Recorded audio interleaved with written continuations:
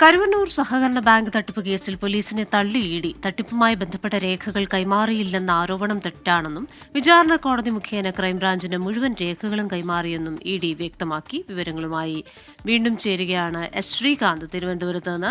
ശ്രീകാന്ത്, ഇപ്പോൾ ഇഡി കൈമാറിയ രേഖകൾ, തെളിവായി കൈമാറിയ രേഖകൾ അടക്കമാണല്ലോ, അതിന്റെ പകർപ്പ് 24-ന് ലഭിച്ചിട്ടുണ്ട്.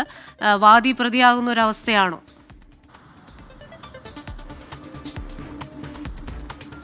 ഇന്നലെയാണ് എൻഫോഴ്സ്മെന്റ് ഡയറക്ടറേറ്റ് രേഖകൾ കൈമാറാത്തതിനാൽ തങ്ങൾക്ക് അന്വേഷണം നടത്താൻ സാധിക്കുന്നില്ല എന്ന നിലപാട് പോലീസ് കോടതിയിലെടുത്തത്. കോടതി അതിരൂക്ഷമായി വിമർശിക്കുമ്പോഴാണ് പോലീസ് നിൽക്കക്കള്ളിയില്ലാതെ അങ്ങനെ ഒരു നിലപാടെടുത്തത്. പക്ഷേ ഇപ്പോൾ ഇ അവരുടെ നിലപാട് വ്യക്തമാക്കുന്നുണ്ട്.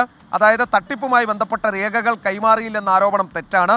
വിചാരണ കോടതി മുഖേന ക്രൈംബ്രാഞ്ചിന് മുഴുവൻ രേഖകളും കൈമാറിയതാണ്. കോടതിയിൽ നിന്നാണ് ക്രൈംബ്രാഞ്ച് ഈ രേഖകൾ കൈപ്പറ്റിയത്.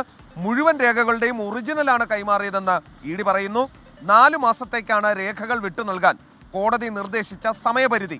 എന്നാൽ സമയപരിധി കഴിഞ്ഞിട്ടും തിരികെ നൽകാതെയായപ്പോൾ തങ്ങൾ വീണ്ടും കോടതിയെ സമീപിച്ചെന്നും ഇ പറയുന്നു. രേഖകൾ ശാസ്ത്രീയ പരിശോധനയ്ക്ക് അയച്ചു എന്നായിരുന്നു ക്രൈംബ്രാഞ്ച് ഇതിന് നൽകിയ മറുപടി. ഇ രേഖകൾ നൽകാത്തതിനാൽ അന്വേഷണം ഇഴയുന്നു എന്ന ആരോപണം തെറ്റ് എന്നും അവർ ചൂണ്ടിക്കാണിക്കുന്നുണ്ട്. കൈമാറിയ രേഖകൾ തിരികെ ആവശ്യപ്പെട്ട്, പോലീസിൽ നിന്നും തിരികെ ആവശ്യപ്പെട്ട് ഇ കോടതിയിൽ സമർപ്പിച്ച അപേക്ഷയുടെ പകർപ്പും ഇപ്പോൾ 24-ന് കിട്ടിയിട്ടുണ്ട്. അതായത് പോലീസ് ഇന്നലെ കോടതിയിൽ പറഞ്ഞത് അക്ഷരം പ്രതി തെറ്റാണ് എന്നുള്ളതാണ് വ്യക്തമാക്കുന്നത്. ഒരുപക്ഷെ ഇന്ന് ആ കേസ് പരിഗണനയ്ക്ക് വരുന്നുണ്ട്. അപ്പോൾ അത് കോടതിയിൽ ഇ ബോധ്യപ്പെടുത്താനായിരിക്കും സാധ്യത.